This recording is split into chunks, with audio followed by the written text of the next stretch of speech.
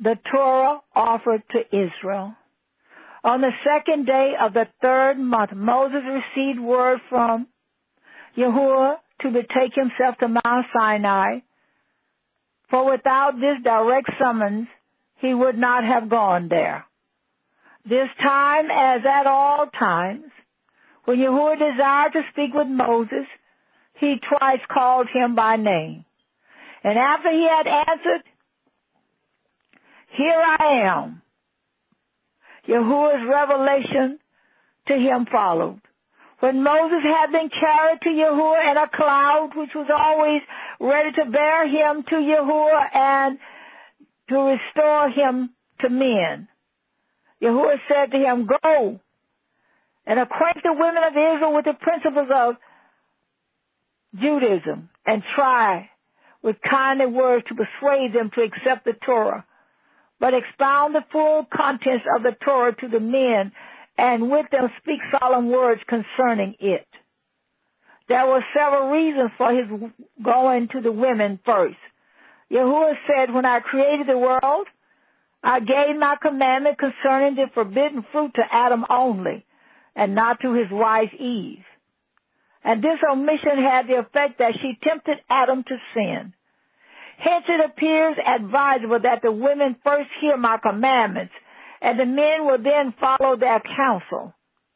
Yahuwah furthermore knew that women are more scrupulous in their observance of religious precepts, and hence he first addressed himself to them. Then, too, Yahuwah expected the women to instruct their children in the ways of the Torah. Wherefore he sent his messenger to them. The words that Moses was to address to the women as well as to the men, to the Sanhedrin as well as to the people, were as follows. "You yourselves have seen, for it is not from writings or through tradition or from the mouth of others that you learn it, what I did for you in Egypt, for although they were idolaters, slayers of men, and men of lewd living, still I punished them not for these sins, but only for the wrong done to you. But you will I carry on the wings of eagles on the day of the revelation of Sinai. And you will I bring to me when the temple shall be erected. Since I have wrought for you so many miracles, even before you had received the Torah and observed the laws, how many more miracles will I work for you when you will have received the Torah and observed the laws? The beginning of all things is hard, but as soon as you have grown accustomed to obedience, all else will be easy to you. If you will now observe the Abrahamic covenant, the Sabbath, and the commandment against idolatry, then will you be my possession. For although everything belongs to me, Israel will be my special possession, because I led them out of Egypt and freed them from bondage. With respect to Israel, Yahuwah is like one who received many fields as an heritage, but one he purchased himself, and the one he earned was dearest to his heart. I will reign alone over you as my possession, I and none other, so long as you keep yourselves aloof from other people. If not, other people shall reign over you. But if you obey me, you shall be a nation, not only free from care, but also a nation of priests and a holy nation.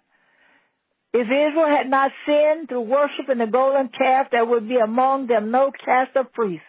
The nation would have been a nation of priests, and it was only after their sin that the greater part of the people lost the right to priesthood.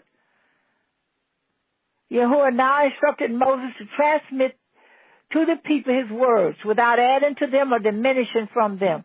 In the precise order and in the same tongue, the Hebrew Moses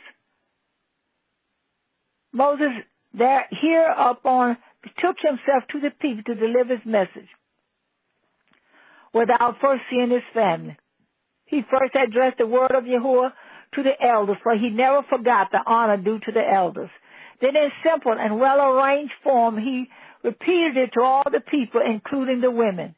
Joyfully and of his own impulse, every Israelite declared himself willing to accept the Torah, Whereupon Moses returned to Yahuwah to inform him of the decision of the people.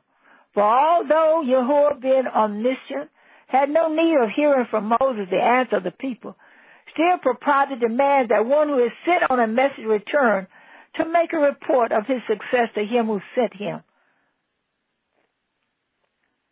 Yahuwah hereupon said to Moses, I will come to thee in a thick cloud, and repeat to you the commandments that I gave you on morrow, so that what thou tellest them may seem to the people as important as what they hear from me.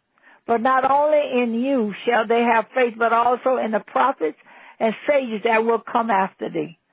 Moses then returned to the people once more and explained to them the serious effects that disregard of the law would have upon them. The first time he spoke to them about the Torah, he expounded its excellencies to them so as to induce them to accept it. But now he spoke to them of the terrible punishments they would bring upon themselves if they did not observe the laws. The people did not, however, alter their resolution, but were full of joy in the expectation of receiving the Torah. They only wished Moses to voice to Yahuwah their desire to hear him impart his word directly to them. So they said to Moses, we want to hear the words of our king from himself. They were not even content with this, but wanted to see the divine presence, for hearing is not like seeing. Yahuwah granted both their wishes and commanded Moses to tell them to prepare themselves during the next 2 days for receiving the Torah.